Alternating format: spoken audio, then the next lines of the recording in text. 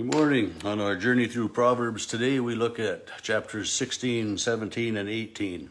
And one of my things that I read mentioned that starting with verse 14 and quite a bit in here, we see more use of the word Lord. And especially in the beginning of chapter 16, we see quite a few references to the Lord.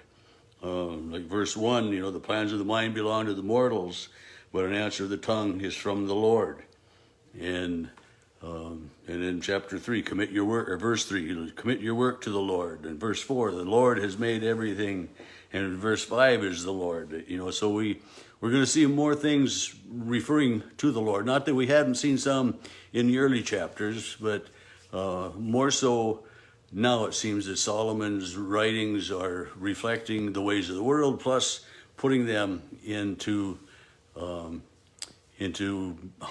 what God would think about them and stuff. I want to talk about verse 2 just a minute of chapter 16. All one's ways may be pure in one's own eyes, but the Lord weighs the spirit.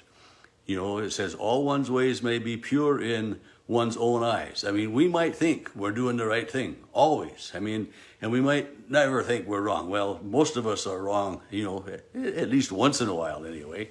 And more often than not, when we think for absolute 100%, we're right, sometimes we're still wrong.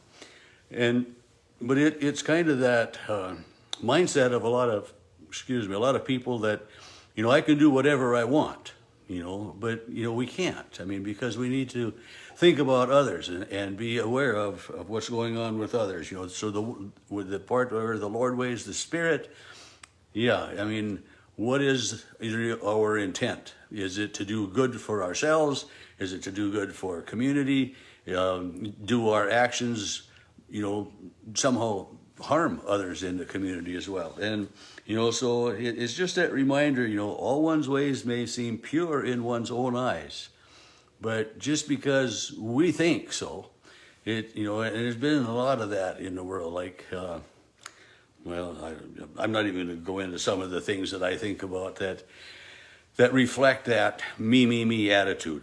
So it goes on and keeps going with that. In verse 11, honest balances and scales are the Lord, all the weights in the bag are his work, and again, it's, we want to be honest in our dealings with each other. And I talked a little bit about that yesterday, or another day anyway. Verse 18, pride goes before destruction, and a haughty spirit before a fall. When we get caught up in ourselves,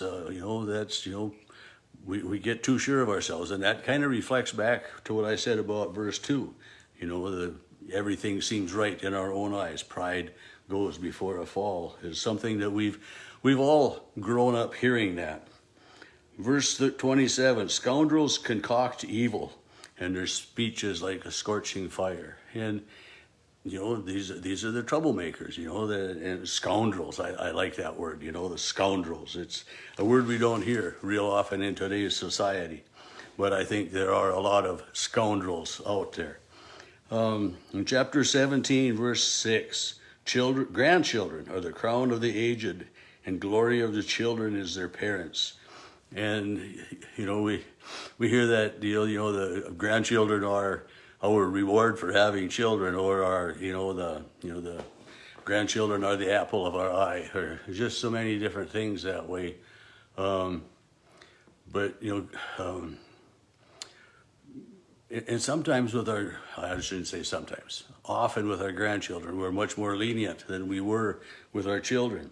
But, grandchildren, and I think about so many people that I visit with and I've visited with over the years, when they talk about their children and their children's accomplishments with pride, but often they'll talk about their grandchildren first, and kind of brag about how many they have, and it's, so grandchildren are, they truly are a blessing.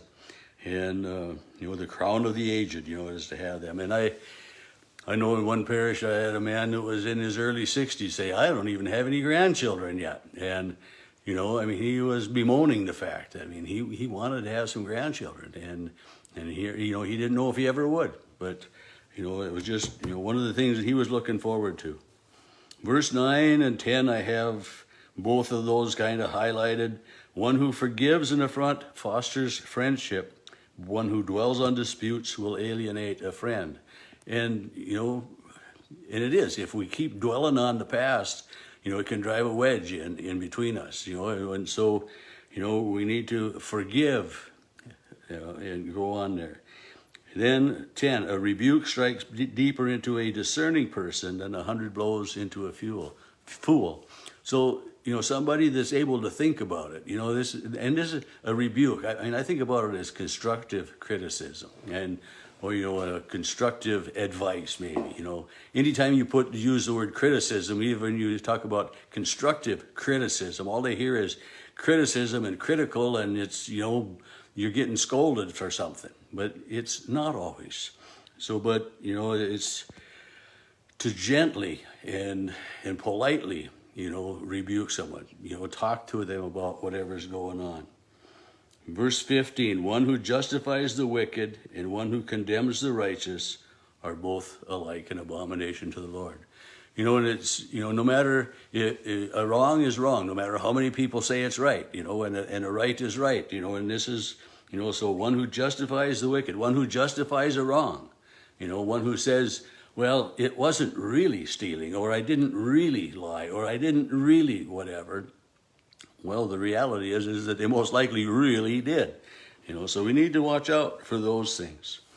Verse 22 of chapter 17, a cheerful heart is good medicine, but a downcast spirit dries up the bones. And it's so much nicer to be with somebody that has a positive outlook on life, somebody that looks at the glass as half full rather than half empty.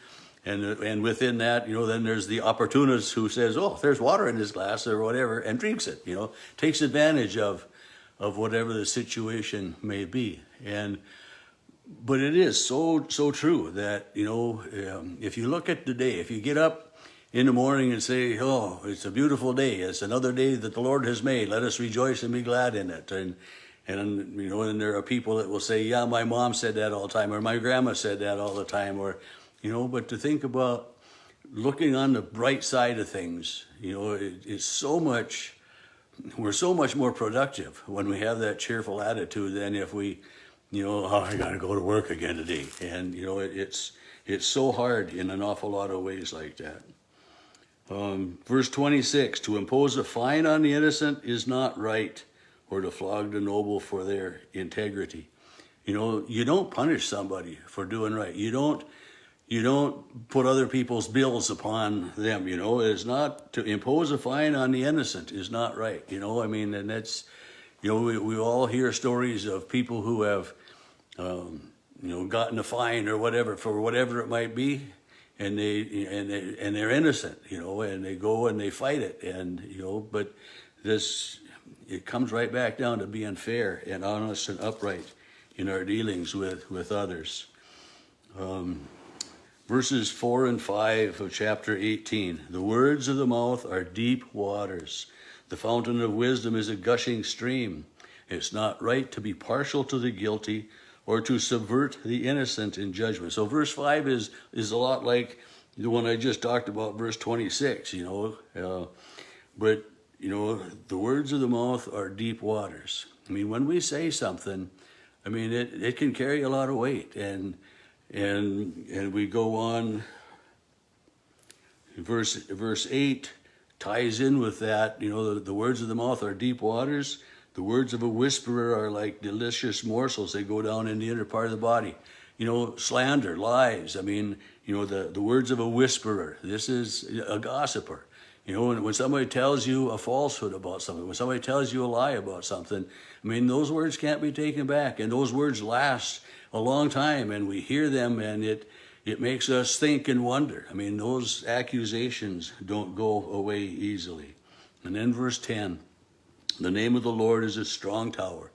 The righteous turn to it and are safe. And it's just, the thinking about God and knowing who God is is so important. The name of the Lord is a strong tower.